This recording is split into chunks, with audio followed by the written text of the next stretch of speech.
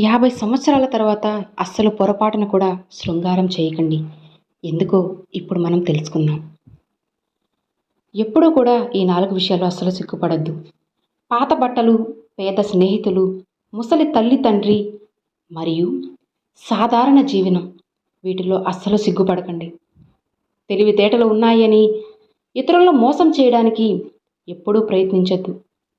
ఎందుకంటే దేవుడు అందరికంటే తెలివైనవాడు. ఖచ్చితంగా నీకు బుద్ధి వచ్చేలా గుణపాఠం చెప్తాడు. ఎదురు చూడు, నీకే తెలుస్తుంది. ఎంత చదువుకున్నామన్నది ముఖ్యం కాదు, ఆ చదువుకి తగ్గట్లుగా ఎంత సంస్కారం నేర్చుకున్నావన్నదే ఇక్కడ ముఖ్యమని తెలుసుకో. జీవితం నీకు బాగుండాలి అంటే పేరులో అక్షరాలు మార్చుకోమని, అంకెలు మార్చుకోమని, ఇల్లు మార్చమని, ఇలా వేలుపుని మార్చమని చెబుతారు. కానీ నీ బుద్ధి మార్చుకోమని ఎవ్వరూ చెప్పరు. ఎంత విచిత్రమో కదా.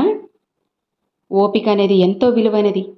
అది ఎంత ఉంటే జీవితంలో నువ్వు అంత నేర్చుకుంటావు. జాగ్రత్తగా గుర్తుంచుకో.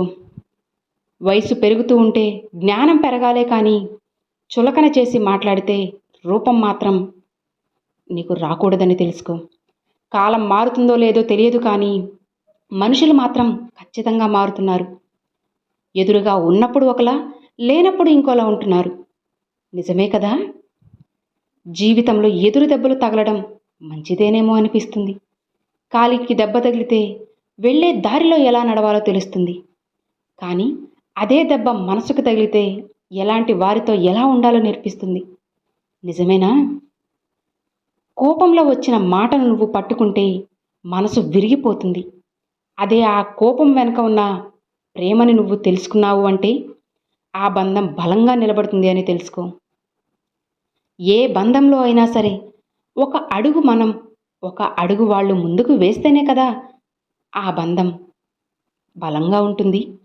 లేదంటే చులకనైపోతామని తెలుసుకోవాలి. కొందరికి మనం చెప్పే సమాధానం కన్నా కాలం చెప్పే సమాధానం సరిగ్గా ఉంటుంది. కాస్త ఓపిక పట్టి చూడు, ఓపిక ఎంతో విలువైనదని తెలుస్తుంది. చెట్టుకి డబ్బుకి మాటలు వస్తే ఆ రెండూ చెప్పే మాట ఒక్కటే. ఈరోజు నిన్ను నువ్వు కాపాడుకో, రేపు నిన్ను నేను కాపాడుతా. నిజమేనా. ఎవరి గురించి కూడా ఎక్కువగా అస్సలు ఆలోచించకండి. అది మీ మనశ్శాంతిని దూరం చేస్తుంది. ఏం జరిగినా సరే దైవ నిర్ణయమని భావించు. మనసు చాలా ప్రశాంతంగా ఉంటుంది, తేలిక పడుతుంది. గడిచిన కాలం చాలా బాగుంటుంది. ఎందుకంటే మళ్ళీ అది తిరిగి రాదు కాబట్టి. రాబోయే కాలం అందంగా ఉంటుంది, నచ్చినట్లు ఊహించుకుంటాం కాబట్టి. ప్రస్తుతం చాలా కష్టంగా ఉంటుంది, ఎందుకంటే అనుభవిస్తున్నాం కాబట్టి. ఆలోచించండి, మీకే తెలుస్తుంది. అందరి గురించి ఆలోచించే వాళ్ళే ఎక్కువగా బాధపడతారు. ఎవరు ఎలా పోతే నాకెందుకులే అనుకునేవాళ్ళే హుందాగా దర్జాగా ఉండగలరు. అవును కదా. తప్పు లేని చోట తలవంచకు, నమ్మకం లేని చోట అస్సలు వాదించకు. అర్థమైందా. మంచి మనసున్న వారికి భగవంతుడు 1000 కష్టాలు కల్పించినా సరే అంతకు రెట్టింపు సంతోషాలను ఖచ్చితంగా అనుగ్రహిస్తాడు. గుర్తుంచుకోండి. కోట్లు కూడబెట్టి కడుపు నిండా తినలేని వారికంటే కష్టాన్ని నమ్ముకొని కడుపు నిండా తినేవాళ్లే కదా ఎంతో అదృష్టవంతులు. నిజమే కదా. మన శరీరంలో ఎక్కువ భాగం నీరే ఉంటుంది, కానీ ఏదైనా గాయమైతే మాత్రం రక్తమే బయటికి వస్తుంది. గుండె నిండా రక్తం ఉంటుంది, కానీ మనసు గాయపడితే మాత్రం కన్నీళ్లు బయటికి వస్తాయి. ఎంత విచిత్రమో. మనం ఎంత తెల్లగా ఉన్నా సరే నీడ మాత్రం నల్లగానే ఉంటుందని తెలుసుకో. రంగుతో కాదు, జీవితం మంచి మనసుతో ఉండాలని నువ్వు గుర్తుంచుకోవాలి. జీవితం ఏదీ మనకు నేర్పదు. మనకు ఎదురయ్యే మనుషులు, వాళ్ళ ప్రవర్తన, వీటి నుండే మనం ఎంతో నేర్చుకోవాలి. అర్థమైందా. జ్ఞానంతో చెప్పే వాళ్ళ మాటలు వినకపోయినా నీకు ఏం పర్వాలేదు, కానీ అనుభవంతో చెప్పే వాళ్ళ మాటలు మాత్రం అస్సలు పెడచెవిన పెట్టకు. ఖచ్చితంగా వినాలి. ఇంట్లో ఖర్చు విలువ తెలియకుండా భార్యని, కష్టం విలువ తెలియకుండా కొడుకుని, అలానే బంధాల విలువ తెలియకుండా కూతురిని ఎంత పెంచినా అది దండగే అవుతుందని తెలుసుకో. నువ్వు నడిచే దారిలో అడ్డు వస్తే ఆపాల్సింది ప్రయాణాన్ని కాదు, నడిచే పద్ధతిని మార్చాలి. అలానే చేసే పనిలో ఆటంకం వస్తే ఆపాల్సింది పని కాదు, ప్రయత్నించే విధానాన్ని నువ్వు మార్చుకోవాలి. ఏడ్చే కన్నును ఇచ్చిన దేవుడే దాన్ని తుడిచే వేలుని కూడా నీకే ఇస్తాడని తెలుసుకో. కన్నుతో ఏడ్చిన ప్రతిసారి తుడిచే వేలు నీకు ఉందని మర్చిపోకు. తుడుచుకోకుండా అలానే కృంగిపోకు. ఓదార్చే వారి కోసం ఎప్పుడూ ఎదురు చూడకండి. ఎవ్వరూ మీకు రారు. నీకు అవసరం ఉన్నా లేకపోయినా సరే నువ్వు ఒకేలా ఉండు. అవసరం కోసం నటించకు. అర్థమైందా? అసలు ఈ లోకంలో నా కోసం ఎవరున్నారు అని ఆలోచించేదానికంటే నన్ను నమ్ముకొని ఎవరు జీవిస్తున్నారు అని ఆలోచించి చూడండి.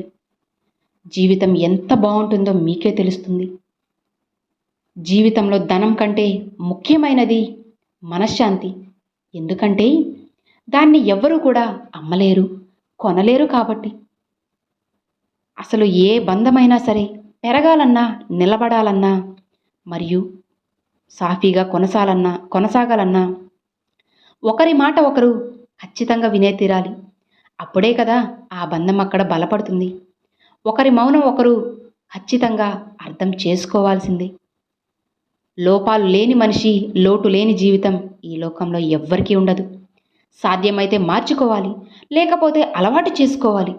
అంతేకాని మనసుని గాయం చేసుకోకూడదు. అర్థమైందా? వ్యక్తిత్వం అంటే ఒకరు నిర్ధారిస్తే నీ దగ్గరకు వచ్చేది కాదు, ఒకరు కించపరిస్తే పోయేది కాదు. అది మన నడవడిక, మన ప్రవర్తన. దాన్ని ఎవ్వరూ ఇవ్వలేరు, తీసుకుపోలేరని నువ్వు తెలుసుకో. అసలు 50 ఏళ్ల తర్వాత శృంగారం చేయకండి. ఎందుకంటే అది మిమ్మల్ని భౌతికంగానే కాదు, మానసికంగా కూడా దెబ్బతీస్తుంది. గుర్తుంచుకోండి. లోకంలో అన్నిటికన్నా సులువైన పని ఏంటో తెలుసా? నమ్మకాన్ని కోల్పోవడం. అన్నిటికన్నా కష్టమైన పని నమ్మకాన్ని నిలబెట్టుకోవడం. అన్నిటికన్నా కఠినమైనది నమ్మకాన్ని కాపాడుకోవడం. పుస్తకాన్ని చదివి జ్ఞానం సంపాదించుకో, కానీ మనుషులను చదవడం మాత్రం అస్సలు నువ్వు మర్చిపోవద్దు. ఇప్పటికీ లోకంలో జ్ఞానం కంటే లోక జ్ఞానం చాలా ముఖ్యమైపోతుంది.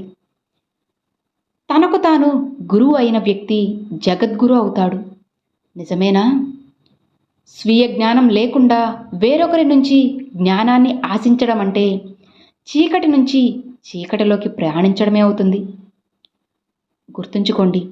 అద్దంలో మనల్ని మనం చూసుకున్నంతగా మానసికంగా మనల్ని మనం దర్శించుకోవాలి. అపార్థం చేసుకోవడం వల్ల మన మీద మనమే నమ్మకం కోల్పోయి జీవితం మీద, దేవుడి మీద కూడా నమ్మకాన్ని కోల్పోతాము. జాగ్రత్తగా గుర్తుంచుకోండి. సరైన నిర్ణయం తీసుకోకపోతే సమస్యలు అనేటివి ఖచ్చితంగా వస్తాయి. నీ నిర్ణయమే సమస్య అవుతుందని తెలుసుకో. నువ్వు ప్రేమించిన దాన్ని నువ్వు ధ్వంసం చేయడం చాలా తేలిక. అర్థమైంది కదా? Thanks for watching friends.